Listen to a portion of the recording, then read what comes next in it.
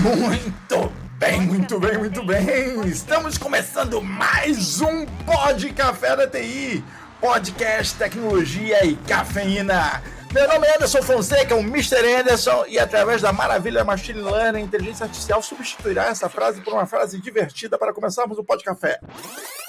Bem-vindos ao podcast onde discutimos tecnologia com tanto entusiasmo que até o Bill Gates ficaria com inveja. Vamos que vamos. Aqui é Guilherme Gomes e eu não pensei em nenhuma frase legal. Machine Learning me ajude.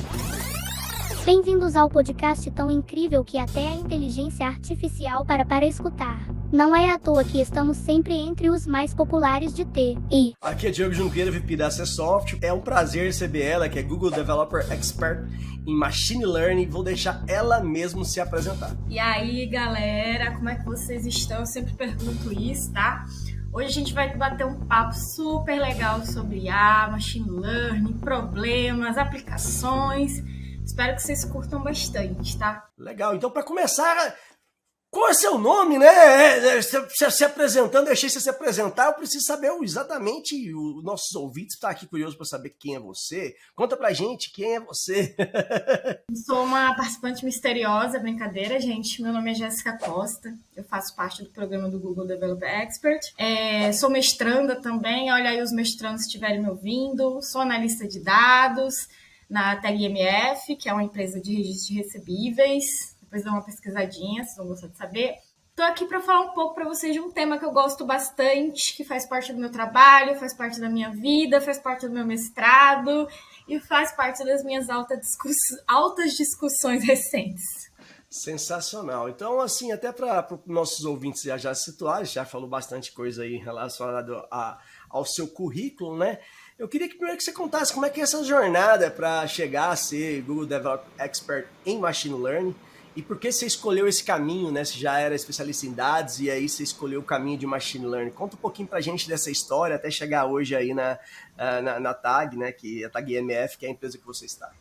Bom, galera, minha história tem um pouco a ver com mudança de estados brasileiros, entendeu? Eu já morei em 3 estados do Brasil. De nascimento eu sou paulista, morei alguns anos lá, depois fui morar em Sergipe, me formei na Universidade Federal do Sergipe Sistemas de Informação e mais ou menos no ano que eu me formei, eu conheci as comunidades do Google, comunidades GDG, para quem já deve ter ouvido falar.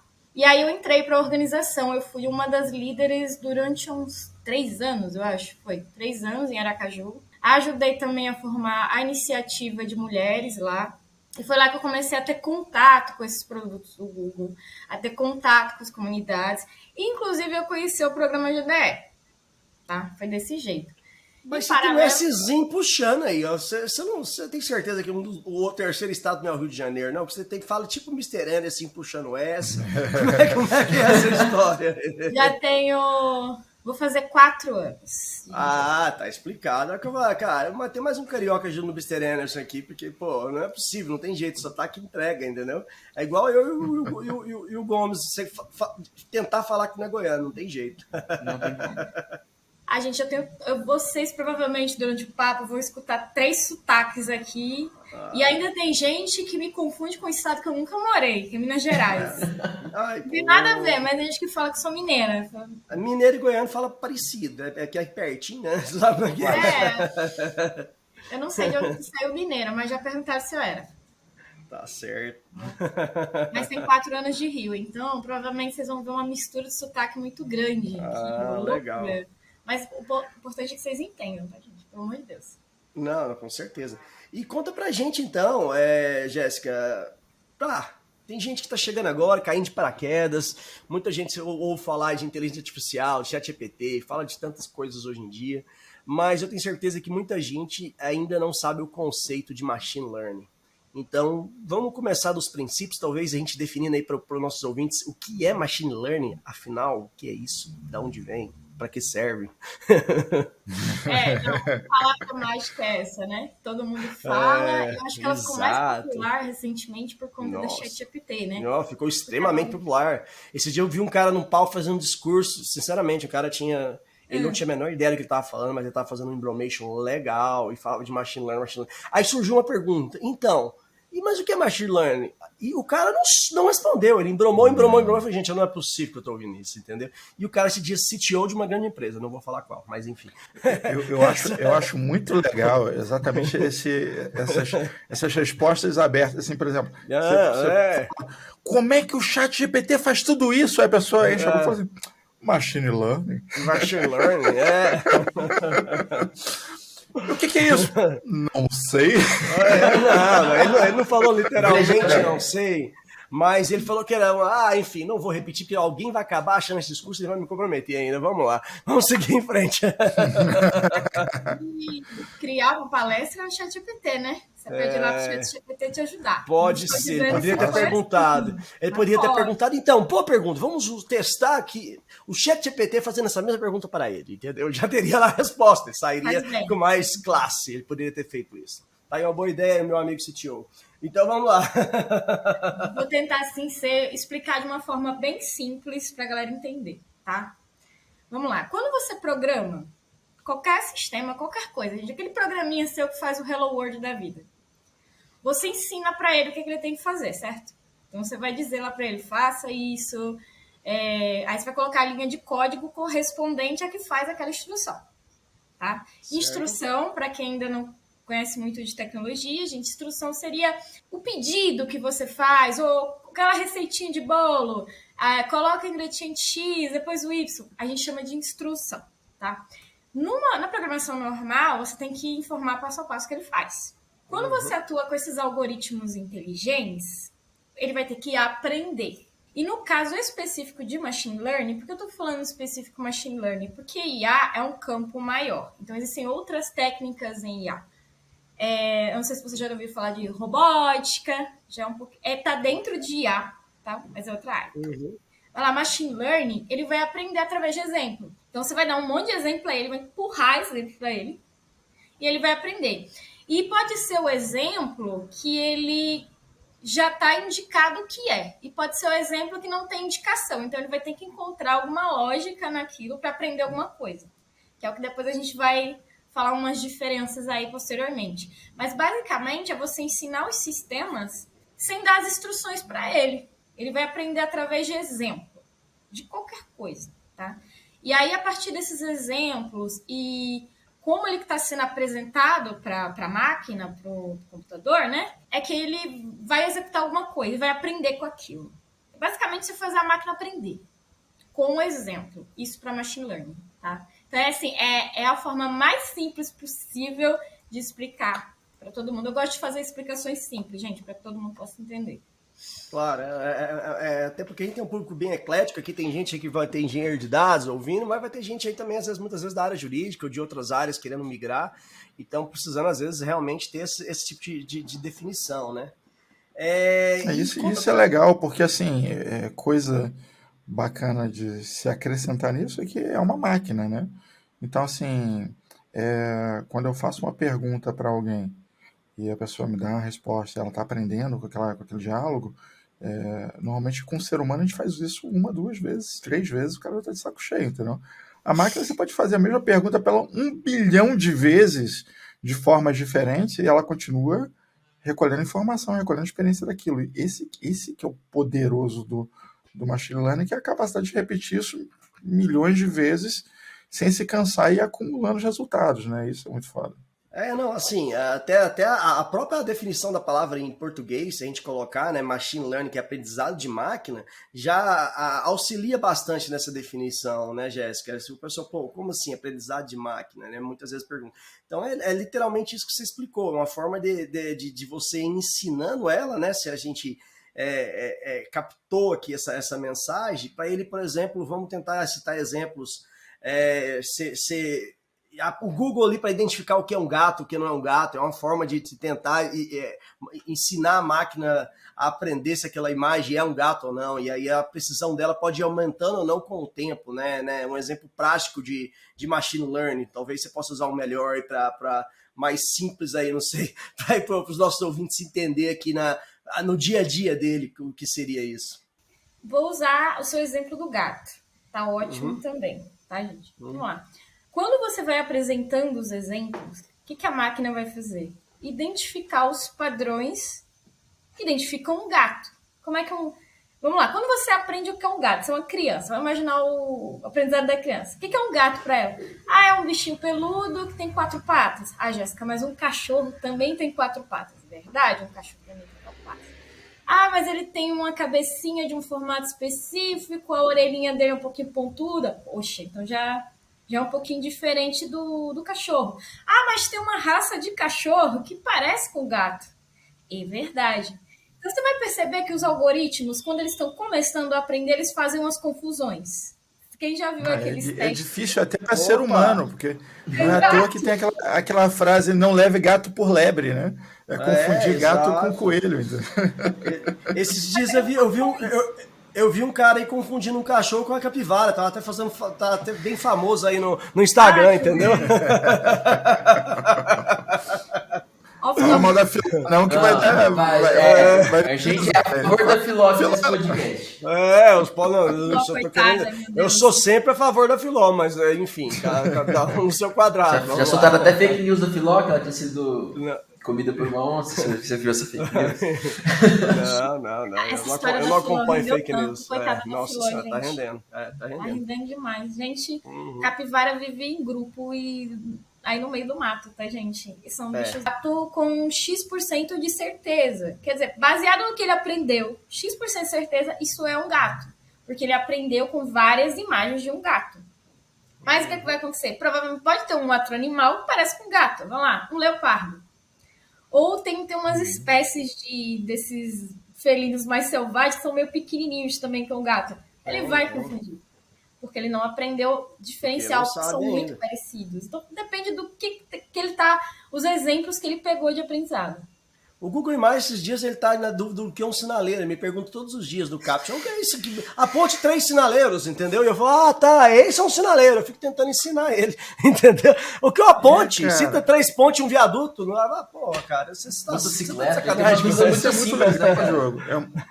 É muito legal pelo seguinte, nós estamos ensinando a inteligência artificial ali, né? Você vê que números ela aprendeu já faz anos, né? Que no início era só número. Número de casa, e a gente ficava reconhecendo o número de casa. Ensinando a inteligência quais são os números de casa. Agora estamos na fase. Já passamos pela fase dos barcos, foi difícil, doloroso. Demorou bastante tempo. Demorou. Entendeu? Mas agora estamos sinaleiros. Entramos aí no próximo tema, que é justamente a questão, as diferenças entre aprendizado supervisionado, não supervisionado e por esforço. Conta pra gente aí o que são esses 3 tipos essas diferenças de 3 tipos de aprendizado ou do machine learning em si, como é que funciona cada um desses, assim, piada à parte com relação ao Captcha do Google, que a gente realmente tem ensinando ele gratuitamente, mas enfim, conta pra gente aí sobre isso. A mágoa é real, se vocês estão nos ouvindo, nós sabemos que estamos sendo usados, entendeu? Eu me sinto como com minha filha, sabe que tem aquela fase da galinha pintadinha, fica ouvindo aquilo repetidas vezes e tal, depois vai passando de fase, né? Você vai avançando. A gente tá passando por isso com a inteligência artificial, então fica repetindo a mesma coisa até ela aprender. Não tem dúvida. Cara, a tecnologia, depois no final a gente vai falar sobre os hypes da tecnologia. A gente vai falar até de outras coisas aí que vira hype de tempos em tempos. Mas vamos lá, gente, sobre esses tipos aí de técnicas, né? Normalmente resolvem problemas diferentes ou são aplicados para resolver o mesmo problema, mas em etapas diferentes, tá? Mas a supervisionada é como se eu estivesse realmente olhando, supervisionando o que o algoritmo está fazendo. E eu digo para ele o que é. Por exemplo, essa do gato. Você treinou o algoritmo com uma porrada de fotografia de gato. E aí você diz para ele, isso aqui é um gato, isso é um cachorro, isso é um passarinho, isso é uma capivara, entendeu? Ele vai aprendendo. Então, isso é a supervisão. Você diz para ele o que é. Então, é igual quando você está ensinando com uma criança. Vai lá, você tem seu filho, quando você mostra para ele uma cadeira, você diz para ele que o nome daquilo é uma cadeira, não é? E aí, com o tempo, ele vai aprender que aquilo é uma cadeira, porque você disse que é uma cadeira. O não supervisionado, você não diz o que é. Então, o algoritmo vai ter que entender o que une aquilo. Então, é outra técnica. Aí você já trabalha com o quê? Com o conceito de distância e semelhança. Se são semelhantes, parecidos, têm características parecidas, então eu posso agrupar. Então, esses algoritmos não supervisionados, eles têm principalmente esse objetivo. O objetivo de entender as semelhanças e que você consegue formar grupos, porque eles são parecidos, dadas as características parecidas. Em Machine Learning você ouviu falar muita palavra feature, que é característica da mesma. Então, tem características parecidas, então eu agrupo. Isso é um não supervisionado. Então, O reforço... E nesse caso, ele vai jogando para consulta ou ele vai criando grupos? Por exemplo, ele pega ali um pato, identifica com os outros patos, joga lá. Pega uma capivara, identifica com outras capivaras, joga lá. Aí se for meio pato, meio capivara, ele é ornitorrinco, ele vai e joga lá no outro. Ele pode ficar um pouco Assim. confuso. Ele pode ficar um pouco confuso. Normalmente, esses algoritmos não supervisionados são para agrupamentos. Tem outras atribuições também, mas a principal, que é o que a gente chama de segmentação, né? Então, ele vê as características são parecidas, então ele vai agrupar no mesmo grupo. Vocês vão ouvir também um termo muito utilizado, porque esse tipo de algoritmo é muito utilizado para entender comportamento de rede social, que é clusterização. Eu não sei se vocês já viram umas análises que o pessoal coloca vários pontinhos e os pontinhos se agrupam. Não sei se vocês já viram isso. Ah, já. Então, para você entender como os nichos pensam, né? Esses nichos estão fazendo comentários parecidos, então esse grupo pensa dessa forma.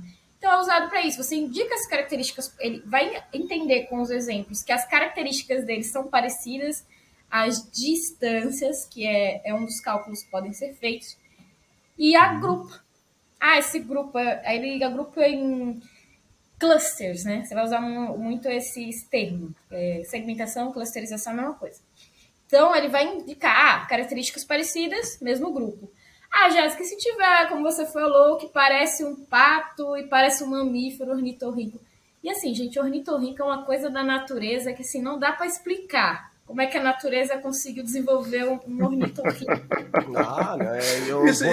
Eu pensei nisso justamente porque ele gera confusão, né?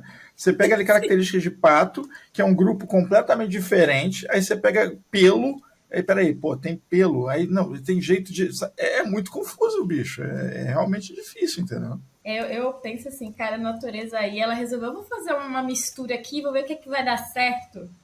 Porque o ornitorrinco, realmente, eu me pergunto se os algoritmos conseguem entender o que ele é. Não, segundo o ChatGPT, acredito que o ornitorrinco tenha evoluído há cerca de 160 milhões de anos atrás, no período Jurássico. Ele é um dos poucos representantes vivos da ordem do Monotremata, que inclui apenas 2 espécies de equidnas e o próprio ornitorrinco. Então, basicamente, o negócio vem de muito tempo atrás, a gente não vai saber explicar, deixa esse negócio de lado. Basicamente, ele era de ter morrido já, ele não morreu ainda. Exato. Então, assim... Ele ficou isolado, gente. Acredita que a evolução não quis evoluir ele. É mais ou menos. Ele esqueceu de evoluir, foi tipo isso. Exatamente. Ele é um sobrevivente. Vamos lá. Charles Darwin explica. Mais ou menos isso. Charles Darwin não quis que ele evoluísse. Resumindo, vamos lá. Entendeu? Ele é diferentão, meu. Deixa ele diferentão. O reforço, gente, ele aprende num sistema de recompensa. Cada vez que ele acerta, você dá uma recompensa para ele. Essa recompensa depende da forma de implementação, pode ser uma pontuação. Então, isso é parecido um pouco com o que se tem feito naqueles algoritmos de carro, que ele acerta uma recompensa. E existem algumas implementações dos algoritmos por reforço que também tem a punição. Então, ele trabalha, acertou, ganha uma recompensa. Basicamente, num conceito, né? Você cria o conceito, tipo... Se eu chegar pro ChatGPT e começar a falar com ele, ele me dá as respostas, eu começo a classificar as respostas. Essa sua resposta foi nota 5 de 10. Essa foi nota 6 de 10. Essa foi... Começo a gerar nele uma competitividade, né? Então você começa a trabalhar... Aí o cara ele dá uma resposta assim, menos tantos pontos para você. Ele vai ficar, mas tirou ponto, não quero perder ponto, eu quero ganhar ponto. Entra nessa maluquice, né? É exatamente isso que faz com o algoritmo, né? Exato, é o que a ChatGPT hoje está melhorando assim. Você vai estar ajudando ela. Essa resposta foi boa. Então, assim, essa recompensa, a gente não precisa... Eu sempre sou muito educado com ele, sabia? Eu tenho medo. Eu chego assim, oi, tudo bem? Bom dia! Como vai você? E tal. Só depois eu peço o que quero, entendeu? Você não chega perguntando, né? Tá pensando que não, né, cara? Tá certo. Tem que dar aquela aquecida. As máquinas, né? Agradeço. Pois é. Mas é basicamente A revolução tá logo aí, irmão. Cuidado. Jéssica, cara, Machine Learning tem alguma framework, biblioteca de framework? Como é que é esse negócio? Como é, tipo assim, porra, é baseado em algo? É, tipo, a gente sabe, sei lá, no ITSM tem White, na AGI tem diversas frameworks. Como é que é em termos no Machine Learning em si? Diogo, essa pergunta é muito legal, porque assim, todo mundo olha isso muito de fora, né? Como é que entra nisso, né? Como é que funciona ali dentro? Como é que bota a mão nesse negócio? Olha, gente, assim, tem muita coisa. E os exemplos que eu vou dar para vocês são só alguns. E o ponto importante, se você quiser, por exemplo, implementar tudo na mão, você pode. Os algoritmos de aprendizado de máquina, machine learning, gente, já existem há décadas. Claro, tem técnicas mais novas, por exemplo, esses transformers, que é a base do ChatGPT, que é mais recente. Uma coisa sempre vai evoluindo. Peraí. Deram o nome de Transformers? Estão de sacanagem, né? Esses caras estão querendo arrumar um problema. Claramente estão...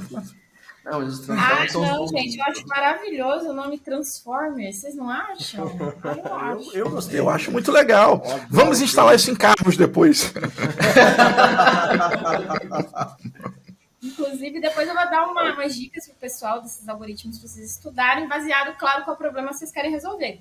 Tá? Não é toda técnica que serve para tudo. Vamos acabar com isso em TI, que toda técnica serve para absolutamente tudo, não é assim. Não, inclusive você pode falar isso agora, porque eu acho que já que você definindo essa questão dos coisas, e já justamente o pessoal ter uma ideia, né, de aplicabilidade para onde iria funcionar. Vamos lá. Para ficar mais fácil colocar isso na prática e o pessoal entender dentro da realidade de cada um. Acho que é legal. Vamos lá, gente. Quando a gente vai estudar Machine Learning, você tem uma infinidade de algoritmos. Então, o que eu recomendo sempre? Dá um overview dos algoritmos existentes. Então, você vai ouvir falar de árvore de decisão, vai ouvir falar de regressão. Eu acho que dos algoritmos que trabalham, por exemplo, com previsões financeiras, por exemplo, a regressão é das mais utilizadas. Séries temporais, aí você tem algoritmos estatísticos e tem os algoritmos de Machine Learning. Você tem N problemas de classificação. E temos as redes neurais, que servem para trabalhar tanto com classificação quanto regressão. E aí você tem problemas de processamento de linguagem natural. Aí você tem problema de reconhecimento de imagem, reconhecimento de som. Então vocês estão vendo assim uma infinidade de coisas, certo? Isso é muito legal, Jéssica, porque é até bacana você falar sobre a entrada, né? Porque assim, para um ser humano, a percepção de tudo, tipo, nós enxergamos em 3D, mas você olha uma imagem, que é aquilo que é 2D, e você consegue dizer que essa coisa é aquela coisa, né? E nós sentimos cheiro também, nós temos tato. A nossa experiência com qualquer objeto, ela envolve muitas dimensões, né? Às vezes você vê, sei lá, uma foto de uma comida, você não sabe o cheiro, mas você já tem uma memória olfativa do que seria aquilo e tal. A máquina não tem nada disso envolvido, né? Inclusive na Matrix deu altos problemas porque eles não sabiam o gosto do frango, já falamos sobre isso. Mas qual é o lance? Por exemplo, o LiDAR, né? O LiDAR consegue entrar uma imagem em 3D, né? Mas assim, a gente ainda não chegou no ponto de cruzar essas informações, né? Uma coisa, associar o som à imagem e tal. A gente tem visto um pouco disso com o reconhecimento de voz agora, né? Que já consegue associar a nossa voz aqui é de tal personagem, de tal pessoa, né? Então ele associa uma imagem 2D a um som, né? Mas tem toda essa pegada também de qual dado de entrada você vai usar, né? Isso faz toda a diferença, né? E a máquina, ela trabalha com raciocínio matemático. Os sistemas biológicos têm o raciocínio matemático, mas tem outros tipos de raciocínio. O nosso cérebro é um pouco diferente. A gente tem o raciocínio algorítmico? Tem. Mas o sistema biológico, ele tem outros tipos de inteligência que te faz, no final, chegar àquele resultado. A máquina, ela vai trabalhar, acho que essencialmente, com o raciocínio matemático. Ela vai transformar aquele problema num campo matemático. Então, vamos lá. Se você analisa bem, uma imagem é um conjunto de pixels. Um som também dá para você fazer uma espécie de escala. Se você olhar direitinho, ele parece uma série, o som, né? O texto, você também consegue converter em números, gente. Você também consegue converter aquilo, fazer associações, dá também para gerar um raciocínio matemático. Então, os sistemas digitais que a gente tem hoje eles trabalham muito com isso. Eles vão fazer com que aqueles dados, eles vão ser transpostos para uma máquina e ela vai utilizar como se fosse um campo matemático, entendeu? Um sistema digital.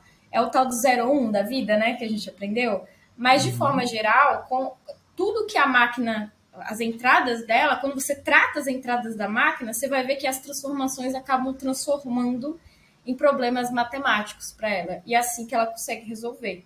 É diferente da gente. O sistema biológico, ele tem mais capacidades além do raciocínio matemático. Diferente de quase todos nós, viu? Porque o Diogo, ele é bem matemático também. Assim, o homem é uma máquina.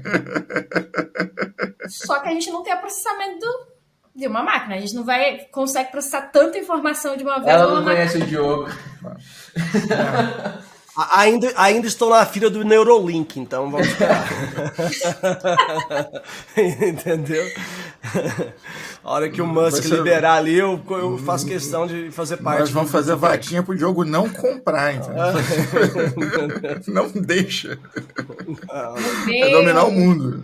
Olha, sacanagem. Mas falando de técnica, assim, gente, você vai ver que eu citei um monte de algoritmo. Então, tem diversas implementações desse algoritmo. Então, quando você pega esses frameworks, normalmente eles não têm um único algoritmo, eles têm vários. E aí você vai aplicar conforme o problema. Se você, para quem está iniciando, deve usar bastante Scikit-learn, é uma. Tem TensorFlow para rede neural, tem o Prophet para série temporal, tem o PyTorch. E aí, dentro desses frameworks, por exemplo, você tem várias implementações. Por exemplo, para imagem, as tais redes convolucionais, vocês vão falar. Problemas que trabalham com sequências. Aí você tem as LSTMs, as redes recorrentes, os transformers, olha que bonitinho. Você tem uma gama de implementações, de algoritmos dentro dessas libs, né, frameworks. Eu recomendo sempre assim, dá uma estudada, mas principalmente aprenda para que serve a técnica, para resolver qual tipo de problema. Porque senão você vai ficar meio perdido. E tem, por exemplo, frameworks e técnicas que trabalham melhor com um grande conjunto de dados. Tem técnicas que trabalham melhor com um conjunto menor. Então, você tem que avaliar essas coisas, tá? A gente não sai aplicando as coisas. O que é grande e o que é pequeno? Porque, por exemplo, vamos lá. Se eu tenho 1000 fotos de um determinado assunto, isso é pequeno, isso é pouco, né? Uhum. Tipo, é pouco para uma máquina, né? Mas, assim, em escala, isso é bem... Vai muito da capacidade de processamento, é aí que vai? É tipo assim... Isso é mais do hardware do cara que vai estar rodando aquilo, ou isso é mais analisado pelo próprio framework ou pela própria biblioteca que ele está trabalhando?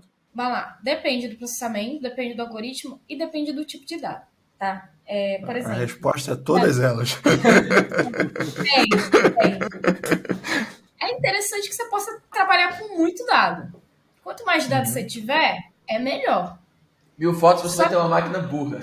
O problema é que você vai ter máquina para processar isso. E o mais importante, você tem o money para executar isso aqui? Que vamos falar a verdade, pois gente, porque essa é outra que é a parada, né? Tipo assim, o cara fala assim, vou implementar aqui uma solução de inteligência artificial e tal. Estamos falando de máquina parruda rodando 24/7, não é isso? Precisa de uma infraestrutura para rodar aquilo, né? E não só uma máquina, às vezes você tem várias máquinas rodando, né? Em paralelo. Hoje a gente tem processamento distribuído. Uhum. Então, Jéssica, assim, já tá rodando online, a galera solta para a internet e deixa a inteligência brincar, deixa ela cavar? Com certeza já estão fazendo isso, né? Eu não duvido, não. Mas assim, eu não gosto de demonizar a tecnologia. Acho que tem coisas muito boas também que estão sendo feitas. E a gente vai conversar um pouco mais à frente sobre isso. No próximo episódio, Jéssica nos contará as coisas boas que o diabo fez. Vamos lá. Não quero demonizar máquinas também, mas estamos aí em maio, mês de Star Wars, e você já reparou que todos os robôs em Star Wars têm inteligência artificial e todos eles operam offline, né? Não tem nenhum trabalhando online. Existe um motivo para isso. Sim, mas tem pessoas por trás dos robôs de Star Wars. Eles não estão lutando sem causa. Tem isso. O grande motivo é que o Star Wars veio antes da internet, né? Esse ponto, velho. Eu não sabia o que ia ter a parada. Entendeu? Tem um jeito que não é offline, entendeu? Entendeu? Então, Foi esse é o programado grande antes. motivo. Foi programado antes. eu É vou- software eu vou- embarcado. Exato, é o EM. Então, já é mais ou menos isso. Mas, Jéssica, você contando aí essa questão, e a gente vê um hype muito grande, muita gente querendo usar tudo, falar de machine learning, introduzir qualquer coisa webinar com machine learning no meio para dar um hype, e a gente tem visto de tudo aí. Cozinhando com machine learning, tudo que você pensar, a gente Inclusive, a gente vai ter um webinar. Não, é exato. sobre Então, mas tudo não, bem, não, coloca isso no título. Coloca no título que vai dar um hype. Fica a dica aí. O título do episódio eu acho que deveria ser Capivaras e Inteligência Artificial. Exato. Filó. Como a Filó aprendeu através de ponto, já bombou. Então, assim, é basicamente isso. Mas vamos lá. Tem muita gente que é uma pergunta séria, né? Cara, minha empresa, meu negócio, como é que eu começo a utilizar a machine learning dentro do meu negócio? Não vou nem falar dentro da minha TI, dentro do meu negócio. Utilizar disso hoje, que você falou algumas coisas, alguns fatores, eu tenho grana, eu tenho isso, eu tenho aquilo, mas por onde eu começaria, independente do negócio, por onde eu começaria a fazer esse tipo de análise, que se seria legal ou não começar a utilizar machine learning dentro do meu negócio? Essa é a pergunta que me fazem, que eu já me deparei com as empresas e o que eu digo? Não use para resolver alguma coisa, que é o principal. Porque às vezes eu chego na internet eu mais vejo.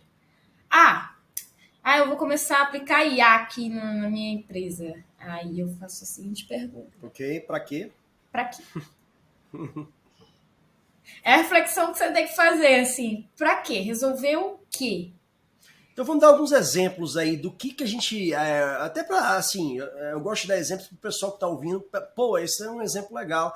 O que eu poderia resolver dentro de uma empresa determinada, independente da área, logística, financeira, sei lá, qualquer coisa, que a machine learning poderia ajudar e poderia auxiliar e aumentar a produtividade do negócio, ou aumentar a performance do negócio, alguma coisa nesse sentido. Eu acho que a primeira fase, em geral, que o pessoal começa a usar machine learning, primeiro eu recomendo que vocês sempre tenham a parte descritiva dos seus dados muito bem estabelecida antes de aplicar qualquer algoritmo de machine learning. Tá? Não existe machine learning sem dado. Então, às vezes, as empresas querem, quero aplicar machine learning. Aí, quando você vai olhar os dados, nem tem dado, ou o dado tá uma porcaria. Então, assim... Aí é uma coisa importante. Dados sim, são fundamentais dado. para o machine learning. Vamos lá. Não existe fazer as coisas sem dado. Então, não acabei de fundar a empresa, vou botar machine learning. A não ser que o seu produto seja IA, que como tem empresas, que o próprio produto dela, que ela vende, é um sistema de IA. Que é diferente, tá, gente? É um produto que você oferece no mercado. Provavelmente você vai usar uns dados que você... Não sei onde você extraiu, tá? Não sei se você comprou, se você pegou na internet. Foi tudo constantino. Ou no Não sei onde você pegou. Que é o seu produto que você está oferecendo. É diferente.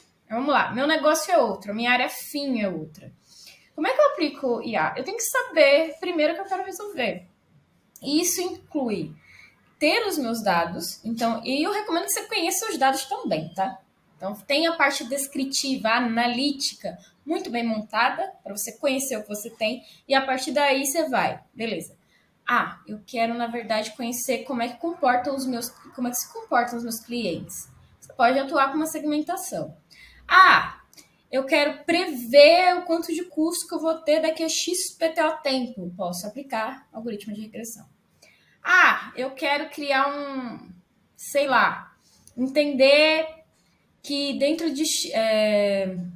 daquele grupo eu quero fazer alguma coisa para recomendar os meus produtos, que é o que a publicidade faz bastante, né? As redes sociais fazem muito. Então, eu vou ter que usar dados para entender como o que os meus clientes gostam e mandar aquele conteúdo para eles. É basicamente isso que a publicidade trabalha hoje. Que é principalmente oferecer aquela publicidade para você baseado nos seus interesses. As plataformas digitais fazem isso pra caramba. Então, depende do que você quer resolver. o mundo da saúde. Quero identificação de imagem para ajudar na parte de exames, ou na parte genômica, que é o que eu trabalho no meu mestrado, identificação de proteína, se a proteína faz isso, faz aquilo, que é um problema de classificação. Então, você sempre tem que entender o que é que você quer resolver. E eu acho que a melhor forma de resolver é, às vezes, você fixar, assim, escrever, ou qual é o meu objetivo? Eu queria entender como é que funciona, qual é a categoria. A partir desse objetivo, você consegue delimitar qual é a técnica que você tem que usar. Sensacional. E aí agora, até pegando dentro do seu exemplo do seu mestrado, por exemplo, como é que, acho que assim, muitas vezes o pessoal às vezes demoniza um pouco, sem conhecimento nenhum, essa questão de inteligência artificial, etc. Mas ela pode auxiliar a profissionais, por exemplo, da área de saúde, tem exemplos reais aí, uma identificação de um câncer recente, né? Que é onde a inteligência artificial pode auxiliar a tomada de decisão de forma muito mais rápida do que uma análise do ser humano. Não sei se você poderia falar um pouco disso, né? Até você falou a questão de identificação de proteína, etc. Comparação de velocidade de identificação, de precisão. Com certeza a machine learning e a inteligência artificial vão ser muito mais eficazes do que o olho humano nesse tipo de situação, né, Jéssica? Não, e eu acho que é importante deixar claro, assim, que ela vai identificar realmente padrões, às vezes, que o olho humano não pega. E dado também do volume. Você consegue escalar isso. Mas, principalmente na área biológica, gente, eu gosto sempre de enfatizar que você precisa ter um profissional da biologia com você ali, para validar, inclusive, esses resultados dos algoritmos. Ele serve principalmente como um auxílio. Se for para a área de saúde, médicos, enfermeiros. Se for para a área de genômica, que é o que eu trabalho no meu mestrado, eu preciso... Como os meus dados já estão categorizados, já estou usando bases que já estão disponíveis, por enquanto não tem nenhum profissional comigo, porque os dados já estão categorizados. Mas se você não tem isso, ou precisa passar por testes, você vai levar isso a um profissional da área, seja um biólogo quando você está trabalhando com essa parte de biologia molecular, um médico na parte de exames. Isso vai escalar, realmente. Por quê? Se o médico só consegue ver 5 exames e realmente tem detalhes que podem passar desapercebido por ele, talvez a máquina vai conseguir detectar e auxiliar ele no diagnóstico. Porque um diagnóstico, gente, sempre é um conjunto de evidências. Então, você tem as evidências clínicas do paciente, do que ele passa para você, além dos exames. E com a inteligência artificial, você consegue destacar evidências para o médico prestar mais atenção. E junto com as características clínicas do paciente, você consegue fazer um diagnóstico. Então, ela vem principalmente para auxiliar. Mas sempre tem, no caso da saúde, principalmente, ter um profissional da saúde ali pertinho, dando uma olhadinha. Tem que ter, né? Se não tiver um ser humano envolvido, vai dar ruim, até porque são máquinas, né? Tipo, realmente uma ajuda. Tem que validar, né? Exato. Você pega uma carona, mas não dá para descartar uma coisa pela outra, né? Não é tão eficiente quanto o Dr. Google, que você vai lá, faz uma pergunta e te diz que você tem câncer. Sempre. Uma das possibilidades sempre é câncer, entendeu? Mas esse é um problema real. Esse é um problema real de profissionais de saúde, porque assim, eu tenho aí amizade com médicos e o que acontece? Chega a pessoa no consultório já com uma ideia de diagnóstico, né? E quer que o médico siga... Vamos corrigir isso aí. O Jonas já foi casado com a médica, então ele sabe muito bem. Tem amizade com o médico. Câncer, gente, é virose, é outra coisa. Nessa hora do campeonato, quarta temporada do ano, eu tenho amizade com o médico. Porra, Anderson, vamos, manda um abraço pra doutora Laura aí, fala, já fui casado com a médica, e chegava lá constantemente, alguém fala, vi no Google, tenho câncer, vou morrer, entendeu? E era só virose, fala comigo da virose. Essa é a realidade, não é? Então, Laura, um abraço. Mas é verdade, rola isso e a pessoa já chega com todo uma história na cabeça, com uma expectativa de como vai ser aquele tratamento. E o caminho inverso também acontece, que essa semana viralizou aí a menina no hospital, vocês viram esse vídeo? A menina está no hospital internada nos Estados Unidos. E aí ela filma a médica consultando o YouTube para saber como vai tratar ela. Eu vi isso, cara. Gente. Muito bom.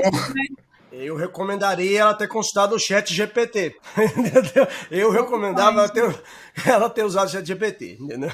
Então, Seria mais rápido. Seria mais rápido, exatamente. Mas vamos lá, vai ser esse o nosso futuro, nosso dia a dia vai ser esse. Espero que não. Sério, eu espero que não. Sinceramente, espero que eu não vá no médico e ele coloque no YouTube. Então, não no YouTube, não é isso. Olha só, inteligências artificiais vão ter cada uma especial. Chat GPT é um negócio muito generalista, né? Mas eu creio que vão surgir inteligências especializadas em saúde, tá? Sim. Onde só médicos vão ter acesso a essas inteligências. Não, mas aí assim. Vão começar a assistir. Vai ter assistência, uma assistência especializada para cada ramo. Isso é inevitável. O nome disso são livros e artigos. Mas aí não. Mas hoje eu deixa ele lá no artigos, versão. Eu entendi seu ponto de vista, faz total sentido. E até, assim, existe muita. Pô, eu sou um profissional, tô na área de vendas e marketing há muito tempo. E especialmente profissionais de marketing com o boom do ChatGPT, tem se assustado muito e pensado, pô, vão me substituir, vai substituir o copywriter, vai substituir isso, aquilo, um monte de coisa. Existe muito esse medo hoje que surgiu com a popularização de uma inteligência artificial de maneira mais simples, né, que ela já existia há muitos anos, mas ficou fácil de se comunicar. Eu pessoalmente acredito que no futuro, o profissional que não evoluir e utilizar desses meios, por exemplo, o profissional de marketing que não utilizar das tecnologias de inteligência artificial e machine learning para otimizar o seu trabalho, eu acredito que ele tende a ficar fora do mercado. Eu não estou falando para ele só utilizar, mas ele pegar aquele conteúdo que ele criou e otimizar isso e escalar isso para várias formas utilizando inteligência artificial. Eu realmente acredito isso. Mas tem gente que acredita que simplesmente vai substituir e talvez sejam aquele pessoal que tem aquele mesmo pensamento, usando perdão da comparação aqui, daqueles taxistas que simplesmente achava que o objetivo era protestar contra os Ubers, que vai acabar com os Ubers, vai acabar com o Uber, vai acabar com o Uber. Exato. E basicamente esses profissionais que não se otimizaram e não fizeram outra coisa, eles não venceram essa batalha. Ou então aqueles profissionais que quando veio a máquina ali de caixa eletrônico, os bancários, não, vamos acabar com isso, porque isso vai acabar com... Vai substituir a gente, Mas, enfim, se você realmente não evoluiu e foi para tentar acompanhar aquela tecnologia, acaba que realmente substitui. Não tem como, inevitável. Mas como é que você vê isso, Jéssica? É um tema extremamente polêmico, né? Eu imagino. Como é que você vê? Você pensa que inteligência artificial e machine learning vão substituir pessoas ou vão alocar pessoas para outras áreas e pessoas vão ter que começar a se desenvolver outros skills para estar dentro de um mercado muito maior que vão estar trabalhando nesse setor? Olha, gente, é uma pergunta super polêmica e tudo que a gente fala do futuro é sempre suposição, né? A gente não sempre sabe suposição. exatamente o que vai acontecer. Tirando Nostradamus, o resto é suposição. Vamos lá. Não queria saber o futuro, não. Gente, eu acho que principalmente, como toda evolução no mercado, a gente acaba tendo que se adaptar. Assim, querendo ou não, a gente vai ter que se adaptar e agregar isso àquela nossa profissão. Eu não acho que vão sumir as profissões, tá, gente? Mas eu acho que as profissões vão se modificar. E talvez, sim, crie menos vagas, porque realmente o trabalho vai ser... Você demoraria X tempo, você vai demorar X menos Y tempo, tá? Então, o que eu recomendo? Sempre quando você tem uma nova inovação tecnológica, você pode agregar aquilo à sua profissão. Eu não diria que você tem que migrar de profissão, mas que você vai ter que agregar aquela tecnologia à sua profissão. Mas isso não quer dizer que a sua profissão vai sumir. Eu acho que não vai sumir a profissão do jornalista, tá? Porque o que é bom... Gente, jornalistas agora ficaram nervosos.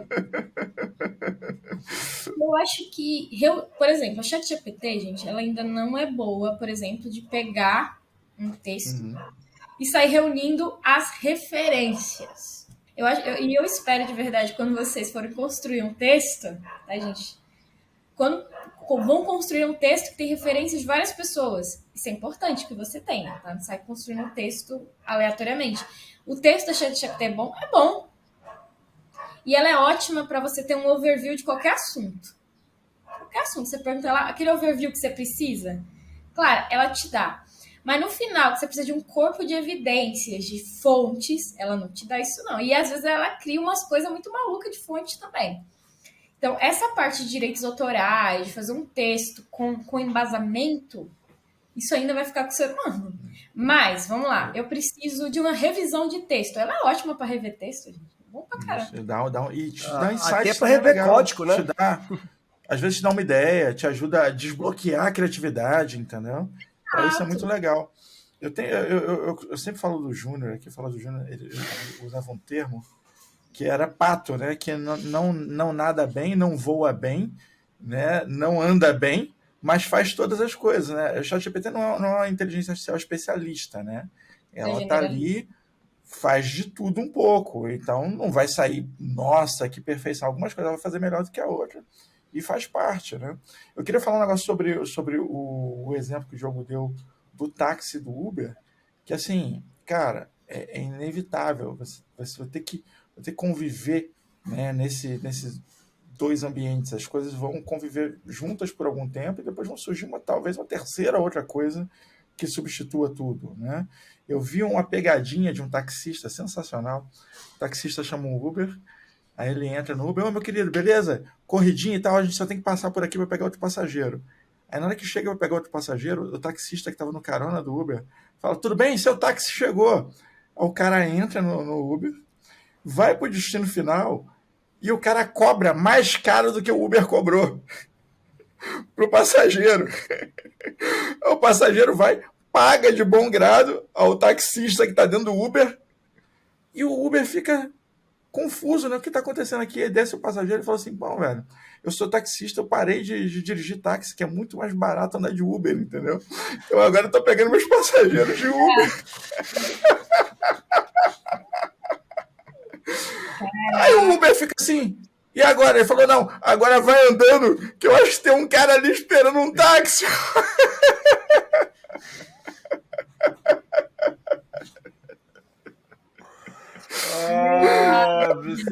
Então, assim, inevitavelmente, cara, não é o caso de uma coisa eliminar a outra. É o caso de uma coisa pegar carona na outra e se tornando uma terceira coisa cada vez mais forte, né? Profissionais cada vez mais eficientes. É a sua ferramenta auxiliar de trabalho. A minha grande crítica a ChatGPT e esses modelos é as pessoas pararem de ter visão crítica. Ela pega o texto... Tem a galera que só copia e cola, né? Ela copia e cola. Ninguém tem visão crítica, aquilo é a verdade, ela tá certa e ponto. O meu problema, por exemplo, com esses algoritmos mais generalistas, é isso.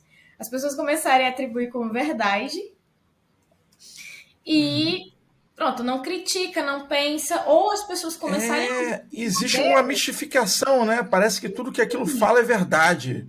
Tudo que o ChatGPT disser é uma inteligência superior e nós temos, né? Virou o Deus do ChatGPT, né? Não é não? Como assim? Tô de sacanagem. Como assim? Não é não? Tô de sacanagem, né, cara? Essa é a minha grande crítica, sabe? Deixa eu rever meus últimos posts aqui. Falar em crítica, sem sacanagem, né? Tem uma galera aí, muitos nomes, big nomes, grandes nomes da tecnologia, escreveram uma carta aí pedindo para dar uma paradinha no desenvolvimento da inteligência artificial, né? E aí, entre esses nomes, aí tem até o grande Elon Musk, o rei das relações institucionais não convencionais, entre outros. Mas tem um debate que a União Europeia já está levantando, que é regulamentar essa questão de inteligência artificial, machine learning, etc. E aí eu tenho que pedir sua opinião, né, como expert aí do Google. Qual é a sua opinião sobre ética e machine learning?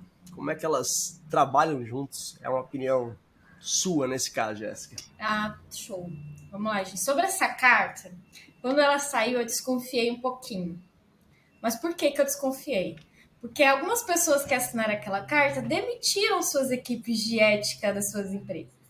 É meio estranho, também achei, né? Você demitiu as pessoas que trabalham contigo na área de ética e você está preocupado com a ética? Como assim? Mas às vezes a pessoa que foi demitida também não tinha ética, vai saber, né? Não contratou de volta? Mas não contratou de volta? Enfim, aí eu não sei. A ética espaço, entendeu? Então, Então, assim, eu te conto, o ChatGPT disse que se ele eliminasse o departamento de ética, ele ia faturar mais não sei quantos bilhões. E ele foi. eu gosto da ChatGPT, que ela é sincera. Sincera no nível master. Mas isso já me causou uma certa desconfiança por isso. Eu acho que é muito importante a gente regulamentar. Porque é uma coisa que tá meio que sem controle, você não sabe como é que tá sendo, você não sabe que dado que ela tá recebendo, você não sabe como os dados das pessoas estão sendo utilizados para isso e quais são os verdadeiros objetivos. E principalmente porque você tá lá ajudando que esse algoritmo vai sendo melhorado, tá usando os seus dados e você não sabe o que é.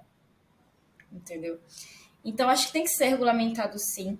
Principalmente porque, a depender do que esses algoritmos estão sendo alimentados, você pode criar discurso racista, discurso nazista, discurso misógino. E a gente tem um probleminha complexo hoje nas redes, que é como se diz, todo mundo assume tudo como verdade. E você cria microbolhas que começam a disseminar certos discursos que culminam em tragédias. Deixa eu ser advogado do diabo, porque eu acho que não deveria regulamentar. Eu vou explicar por quê. Eu acho que a partir do momento que você regulamenta, você joga essas pessoas mal intencionadas para a clandestinidade e você deixa de saber o que eles estão fazendo, que eles passam a fazer escondidos. Então, assim, é igual a regulamentação de clonagem. Você acha que ninguém está clonando? Estão clonando sim, a gente só não sabe, nem vai ficar sabendo. Mas aí que tá, Mr. Anderson, mas é uma coisa, quando você fala de ética, eticamente, já vou usar o mesmo exemplo da clonagem, é eticamente correto pensar em clonagem? Então, se você não regulamenta, pode tudo, automaticamente não define um padrão de ética. Eu acho que a regulamentação, nesse caso, é muito bem-vinda, mas tem que ser discutida. Não estamos falando aí de censura, mas regulamentação, onde padrões éticos, e esse negócio de microbolha, que ela falou, é uma coisa muito séria. Porque o que acontece hoje? A gente vê isso assim, sem entrar em mérito político, sem entrar em nada, mas basicamente, hoje, quando estamos em microbolha, o ser humano tende a acreditar no que ele acredita. Então, se algo ali está escrito e vai de acordo com o que ele quer que seja, ele não vai questionar, muitas vezes, se aquele fator é ou não é uma realidade. Eu, por exemplo, qualquer coisa que chega para mim, a primeira coisa que eu faço, será que é verdade? Eu vou analisar, porque eu tenho um senso crítico para tudo. Não importa se é algo que eu quero que seja verdade ou que eu não quero que seja verdade. Se o Gomes chegar e falar para mim, eu tenho $1 milhão de PO hoje, eu vou falar, ok, deixa eu dar uma analisada, eu vou fazer a minha análise e vou falar para ele se é verdade ou não. Eu vou tomar. Eu vou dar uma analisada. Você vai demitir o departamento de ética e vai processar $100 milhões. Não vou. Eu vou analisar se realmente ele tem aquele pedido. Porque ele falar para mim que ele tem aquele pedido do dia para a noite, chegar aqui para mim, não significa uma realidade. Por mais que eu queira que seja. Isso aí, muitas vezes, por que a febre de fake news tem acontecido? Muitas vezes as pessoas estão indo nesse sentido. Então, quando se fala de machine learning e de máquinas poderem desenvolver textos e ir para situações muito estrúxulas assim, da nossa sociedade, eu acho que vale a pena, sim, ter algum tipo de regulamentação, até para definir o que é ético e o que não é ético, baseado em algo. Né? Eu não sou totalmente contra a censura, totalmente contra os modelos que a pele aí da fake news está sendo escrita, mas eu acho que também deixar à torta e direito o mercado se autorregular, eu acho que não. Acho que o mercado precisa participar dessas discussões e assumir as responsabilidades. Aí quando eu falo grandes empresas, como a OpenAI, como a Microsoft e várias outras aí que estão trabalhando, Google, essas que estão trabalhando com inteligência artificial para criar padrões onde seja minimamente aceito. Uma coisa ser ético não quer dizer que a pessoa vai fazer ou deixar de fazer, mas a gente define o que pode ou não acontecer dentro da situação. Isso essa aí seria a muito minha legal. opinião. Chamar as partes interessadas. Não, sim, não definir existe as regras do jogo. não existe uma discussão aberta, onde vem de cima, alguém chegou lá e escreveu, é assim, pronto. Eu acho que qualquer coisa vai definir. Acho que a aula 1 de ética, né? A ética surgiu justamente a partir de padrões de sociedade que definiu o que é ser ético ou não. Então não tem como ninguém definir isso é ética, isso é ético ou não é ético, né? Mas É uma discussão. É uma discussão, né? Então tem um ponto desses algoritmos, gente, porque assim, não tem retorno, mas não tem retorno, não vai retroceder. Não tem marcha ré mais, não tem jeito. É igual foguete. Foguete não tem ré, né? Não tem jeito. Não vai parar. Teve essa carta aí de parar 6 meses, no final, pouco tempo depois, a pessoa me lança uma empresa de IA. Exato. Ele queria parar pra ele alcançar, pô, o resto da galera, só por isso. Me dá um pause aí, porque eu pulei fora de um barco lá atrás, agora eu preciso lançar a minha, né, senhor Musk? Eu tô atrasada. Segura aí pra Entendendo? não chegar. Ponto, não vai parar. Mas a gente tem que se preocupar, principalmente por um motivo. Esses sistemas estão sendo usados para tomar decisões. Não é só teste mais, gente. A gente não tá fazendo só testezinho. Não. É para tomar decisão. E vai tomar decisão na sua isso, vida. isso é uma coisa perigosíssima, porque assim, deveriam ser sistemas para apoiar decisões e não tomar decisões. É a mesma coisa. Tem um mar não é. Tem um mar de diferença ali de quem aperta o botão. Porque quando você deixa a máquina apertar o botão automaticamente, velho, a coisa... Mas normalmente... aí que tá. Normalmente você pode apertar o botão, mas você vai apertar o botão olhando aquela análise de informação. Querendo ou não. A sua fonte de dados, vou dar um exemplo clássico da TI. Na segurança da informação, a gente está indo lá, o Gomes é o analista, é o responsável pelo SOC, e ele viu lá que a solução de CIEM fez uma análise que é onde está tendo uma série de acessos fora do padrões, a solução entregou isso para ele, fora de horário de um determinado usuário administrativo. A solução informou, a solução poderia automaticamente bloquear aquilo lá, mas por opção deixou que o Gomes confirmasse o bloqueio ou não, porque era um cara C-level. O Gomes vai lá, automaticamente bloqueia. Ele é um cara C-level, o cara poderia realmente estar acessando, mas por padrão, a informação dele diz que aquilo lá não é padrão. É melhor ele bloquear ali do que deixar o sistema comprometido, fato? Mas vocês sabem que os sistemas estão tomando decisão. E porque não dá para escalar. Vamos lá. Não dá, é humanamente impossível. Fraude de cartão de crédito. Vocês acham outra que informação. alguém que tá lá não. Eu acho que estão tentando fazer uma fraude no cartão de crédito dele. Não tem como. Não. É um sistema que está tomando essa decisão. Tem que ser. Tem muitos sistemas hoje que analisam. Já faz bastante tempo, né? Não é de agora que são sistemas que tomam decisões no ramo financeiro, né? O mundo financeiro é muito utilizado, gente. Eu vi um cara, tem um cara no TikTok aí que colocou um site, ele criou uma empresa baseada em inteligência artificial. Ele pegou, botou um dinheiro na empresa, falou, tem esse dinheiro aqui, vamos fazer a empresa e tal. E ele deixa a inteligência artificial tomar as decisões e operar a empresa do cara, entendeu? Então o cara começou vendendo batata e agora ele já tem uma loja de cosmético, entendeu? Uma marca que a inteligência criou. Tipo assim, a inteligência foi tomando decisões e mudando. Ele falou, cara, eu comecei numa coisa, já tem outra coisa completamente diferente, porque ela decidiu que isso aqui seria mais lucrativo, entendeu? E vai embora. Então, assim, as decisões deixam de ser humanas, né? As possibilidades passam a ser apenas o objetivo final, porque é assim que a máquina pensa. Então, se você colocar lá o input de, o objetivo final é ter lucro, ela vai fazer o que for preciso para ter lucro. Não tem ética. E até o grande medo das máquinas é esse, é o medo de um dia elas perceberem que a humanidade atrapalha o mundo. Aí nós estamos no Terminator. A gente tem que entender o seguinte, o mundo real, gente, ele é racista, ele é misógino, ele é violento. O mundo real é assim. Se a gente jogar isso tudo para a máquina, o que é que ela vai se tornar? Exatamente isso. Esse é o mundo que a gente quer? Não sei. Eu não queria.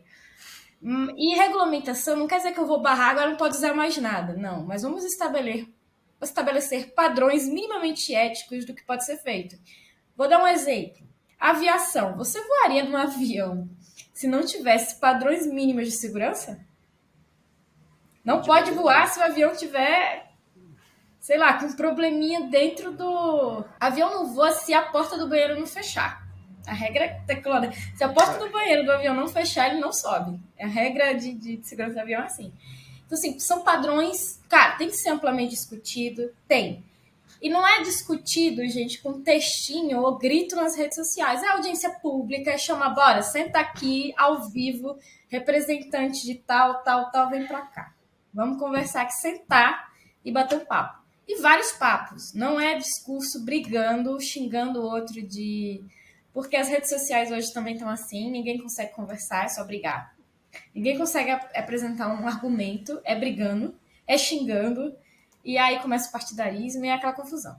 Vamos sentar, apresenta os seus pontos, apresente os seus pontos, vamos discutir quais os pontos que convergem, qual que dá pra gente negociar. Negociação é assim, gente, é ouvir todas as partes e ver o que dá pra chegar no meio termo, estabelecendo padrões éticos, que seja bom pra todo mundo, tá, gente? Pra gente não criar nesses sistemas decisões que vão influenciar a sua vida, por exemplo. Até porque ponto de vista não é time de futebol, né? Não, gente, pode ter Não, diferença. exatamente. Você não pode tratar ponto de vista como time de Não, futebol. de com partido defender aquilo político, lá, né? não, isso aí é uma discussão para chegar num bem comum. Isso aí é uma questão extremamente importante que você levantou, Miserantes.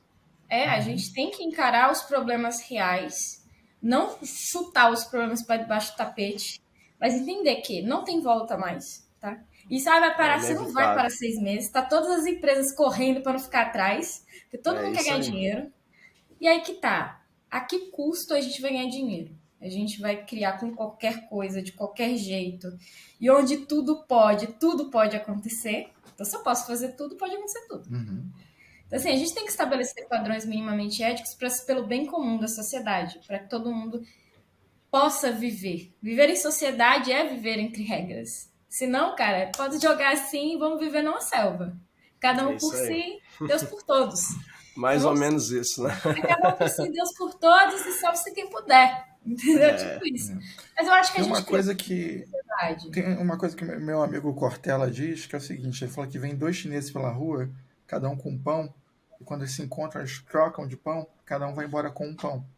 Uhum. E ele fala, e vem 2 chineses pela rua, cada um com uma ideia, e quando eles trocam ideias, cada um vai embora com várias ideias. Então, assim, é uma coisa que você compartilha, que você constrói. Ele vai embora com quando 2 você ideias. mistura, vira uma coisa nova. Matematicamente, eles vão embora com 2 ideias, uma de cada. Mas ideias não funcionam que pode bem se tornar... eu entendi. Exatamente. Eu só tô querendo ser muito 0-1 aqui nesse caso. Se cortar o pão em vários pães, posso cortar o pão. Não, ainda continua sendo pão dividido em vários, matematicamente. Pão dividido, não vai usando conta, exato. Não vem com história fiada, não. Jéssica, conta pra gente aí qual que é as principais tendências atuais aí em termos de machine learning, se é que nós temos umas tendências atuais, o que tá rolando, o que vem por aí, como é que o grande hype, mudanças, eu acho que novidades. esses algoritmos de processamento de linguagem natural que estão no maior hype, né? Hoje E você percebe que eles estão evoluindo cada vez mais, né? A gente tinha a GPT 3.5, já vai para a GPT 4. Eu já tô na 4, eu sou usuário pago aqui, então tô dando minha mensalidade, eu tô na 4, tem uma limitação, mas eu tô na 4. Isso falando do que tá mais no hype, né? Porque todo mundo tá usando. Mas, por exemplo, em outras áreas, gente, por exemplo, na parte de médica, esses algoritmos, esses sistemas de machine learning que fazem detecção em imagens médicas para apontar possíveis achados de exame. Eu gosto de falar achado, gente, porque todo mundo que pega um exame fica desesperado. Meu Deus, estou com câncer. Calma. Depende, se pesquisar no Google é certeza. Não, é um achado de exame. E normalmente acontece muito isso, tá? Tipo, o sistema, tem um ponto aqui que é notável. Uhum. E aí, radiografia, exame por imagem é isso aí, né? Inclusive, o treinamento de um médico é exatamente esse, viu? 1 milhão de resultados de raio-x para identificar, não, isso aqui é isso, isso aqui é aquilo, né? Basicamente o mesmo conceito, né? Até hoje, gente, eu pego ultrassonografia, eu fico tentando, o que o médico tá vendo aqui, gente, de verdade? Eu tenho dificuldade séria de entender o que é aquela imagem. Eu não tenho a menor ideia, a verdade é essa. Eu nem abro a minha, eu levo direto pro médico. Essa, gente, é uma excelente aplicação de inteligência artificial. Eu que fiz medicina também, aí eu posso falar, né? Quando eu estava fazendo curso de medicina, cara, na parte de exames de imagem, é exatamente isso, você entende os conceitos, peraí, você aprende a distinguir o que é um osso, o que é, sei lá, órgão, o que é ar, você identifica o que deveria estar ali, para você conseguir entender o que não deveria estar ali, e depois classificar o que não deveria estar ali, né? E é um processo muito parecido com o que a inteligência artificial faz, né? Machine learning por isso aí. E está sendo utilizado, né? Vocês vão começar a ver cada vez mais isso, esses sistemas. E você começar a dar uma pesquisada na área de cirurgia, vocês vão ver que talvez futuramente a gente tenha cada vez menos influências humanas nas cirurgias. Torço que dê certo. A gente, quanto menor o corte, para mim, melhor. Com certeza. Isso é bacana. Eu vi uma solução de inteligência artificial para cirurgias que aumentava a precisão do movimento do médico. Então, é muito parecido com o que você consegue em Photoshop, você vem com a caneta meio torta, e aquele risco que deveria sair meio tortinho, ele vai lá e corrige para você, né? É a mesma coisa com o corte, né? Peraí, a incisão é aqui, daqui, ali e tal. O médico faz, mas a inteligência corrige. Então, ainda que a mão do cara trema, né, a inteligência vai lá e corrige e faz aquilo de forma... Se a mão do médico estiver tremendo, eu te indico procurar outro médico. Eu ia falar isso, e especialmente se for cirurgia da cabeça, tá? Então, assim... Na verdade, se for qualquer cirurgia, o médico com Parkinson é melhor não fazer. Não é melhor. Mas essa falha humana, que assim, se o cara é humano, pode acontecer alguma coisa, entendeu? Pode ter bebido no dia anterior, tá que ele tá meio tremo, não é sacanagem. Irmão, ele tá lá passando o bisturi e dá aquela pontada no fígado ali na hora. O CRM mandou a notificação depois desse episódio do Pod Café. Mas vamos lá, Jéssica. Conta pra gente aí, cara, os profissionais que estão querendo entrar nessa área até pra gente caminhar aí para nossas considerações finais, as dicas. Conta pra gente algumas dicas, o profissional que quer entrar nessa área de machine learning, que quer embarcar nessa, que quer começar, que já está na TI, mas que ainda não entrou nessa onda, não sabe por onde começar. Quais as dicas que você deixa, Jéssica? Vamos lá, gente. Para quem tá começando, galerinha, porque tá bem no iniciozinho. É a hora, né? A hora talvez é agora de começar. Se você quer pegar água limpa, o momento é agora, Jéssica. Pode falar isso? Eu acho que é um excelente momento para entrar, tá, gente? Mas bacana, eu gosto de definir mais, você pensar o que eu quero atuar. Porque hoje tá surgindo profissão baseada no chat GPT. Eu fico até meio intrigada. Tem prompt engineer, para ficar chique, engenheiro de prompt. Tá sendo umas novas agora, mas assim, eu vou dar dica para quem quiser trabalhar com os algoritmos, tá? Pra galera do prompt engineer, aí, gente, realmente, eu não sei indicar muito, não. Mas pra quem quer trabalhar com algoritmos, com técnicas, com áreas, né? Pra quem é de outra área, vamos lá. Tá, você querendo iniciar. Eu acho importante que você aprenda sobre algoritmos, sobre aprender a programar, tá, gente? Não é pra você se transformar um monstro, mas aprenda a programar. Eu acho que é muito bacana. Eu sempre recomendo para todo mundo, aprenda a programar. Vai ser legal. É tipo, você quer ser Uber, né? Aprenda a dirigir, vai ser bom. Importante, tá? Vai ser útil. Não precisa de CNH, não precisa de carteira, tá? Fica tranquilo, sem licença, não tem conselho, fica de boa. Não precisa pagar conselho anual, gente, tirar carteira, nada disso. Tá? Aprender a programar, aprender sobre dados, que é muito importante. Aprender sobre técnicas de algoritmo. E quando você for atuar em uma área, aprender o que serve para aquela sua área de atuação. Tá? Publicidade, algumas técnicas. Processamento de linguagem natural, outras técnicas. Para a área de saúde, outras. Para a área de biologia molecular, nossa... Tem aplicação de inteligência artificial e de machine learning na área de biologia molecular, trabalhando com letras e modelos tridimensionais, e aí vai. Modelagem, previsão, um monte de coisa. Então, você tem que aprender sobre aquela área de atuação. Por quê? Para você escolher a melhor técnica. Tá? E saber resolver o problema da área, tá, gente? Porque no mercado de trabalho, que é a gente que resolve problemas. Tá, gente? Tipo, empresa, organização.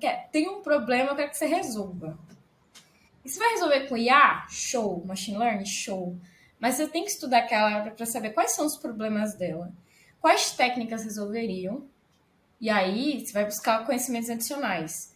Vou dar algumas notícias, gente. Você não para de estudar nunca, tá? Mas se você escolher outras áreas na vida também, não vai parar de estudar nunca do mesmo jeito. Então, porque o mundo não para, gente. E assim, independente da sua área, sempre estude, sempre vai inovando, porque o mercado muda e a gente pode ficar para trás, tá? Então, dicas. Estude programação, estude banco de dados, estude algoritmos e principalmente, antes de mais nada, estude a área que você vai atuar. Tá? Tenta entender aquele ramo de negócio. Isso é importante, gente. Não seja aquele profissional que chega e eu não entendo nada desse assunto. E só tem um monte de técnica, só tem os requisitos técnicos. Mas quando você pergunta, beleza, mas como é que funciona o processo tal que gera o dado tal? Tem que O saber. pessoal não sabe. Tem que saber. E não tô demonizando a ChatGPT, tá, gente? Pode usar ela, mas não encare ela como a fonte de verdade do mundo. E não, pelo amor de Deus, aprendam, usem ela mais como auxílio para sua vida, para te gerar produtividade, fazer revisão de texto, te ajudar a ter overview de assunto. Mas se você quer algo mais aprofundado, leia. Leia textos mais complexos. Leia de diversas fontes. Por quê? Para você não ter uma opinião que é só baseada em uma única pessoa. Leia de várias fontes para você ver várias opiniões dessa informação. Até porque por trás da máquina existem pessoas, tá? E existem vieses e narrativas também sendo implementadas ali. Então, assim, pontos de vistas, perspectivas e, enfim, tudo aquilo ali está dentro de uma track também, entendeu? Não tá, aquilo ali não é pensamento livre, aquilo ali é pensamento orquestrado. E isso é muito importante as pessoas entenderem também. Pessoas colocam suas opiniões nas coisas que produzem. Até inconscientemente você faz isso. Não tem como evitar, a verdade é essa, né? Legal. Eu gostei que o ChatGPT dela é menina, é a ChatGPT. Ela usa pronome. Mr. Anderson, chegamos àquela hora, conta pra gente que hora é. A inevitável hora das considerações finais, onde, Jéssica, você pode ficar à vontade para deixar sua mensagem para a humanidade, que será eternizada, depois interpretada por inteligências artificiais e replicada. Então, tudo aquilo que você disser aqui poderá ser usado contra você ou a seu favor no futuro. Deixa para a gente seu jabá, o que você quiser deixar, link, enfim, tá contigo, fica à vontade. Olha só, gente, agora eternizar o que eu estou dizendo, gente. Então, quem for me escutar daqui a 50 anos, espero estar idosa, não ter morrido ainda, espero. Então, eternizada agora.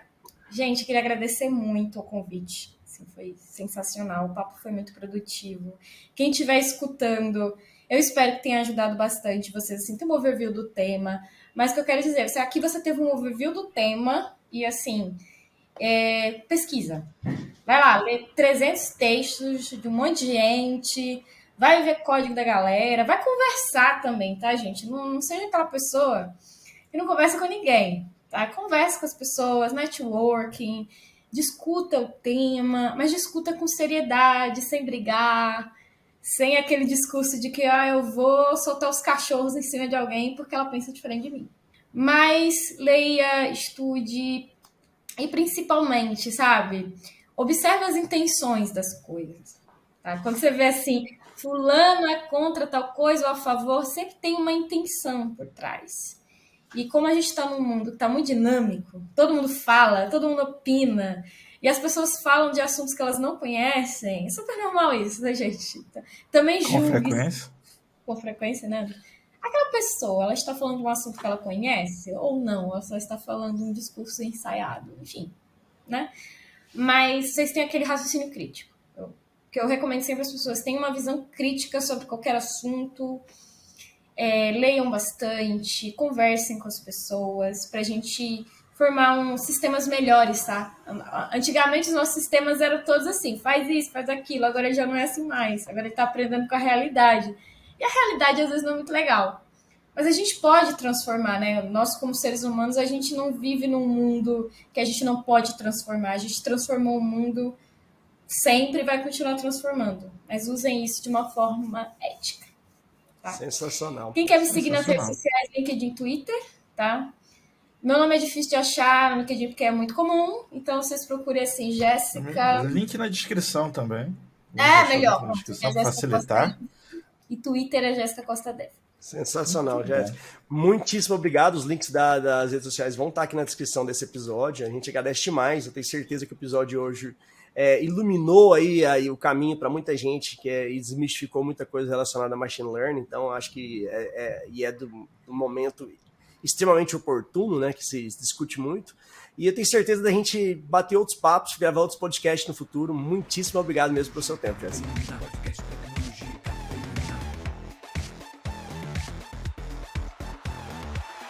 É só chegar junto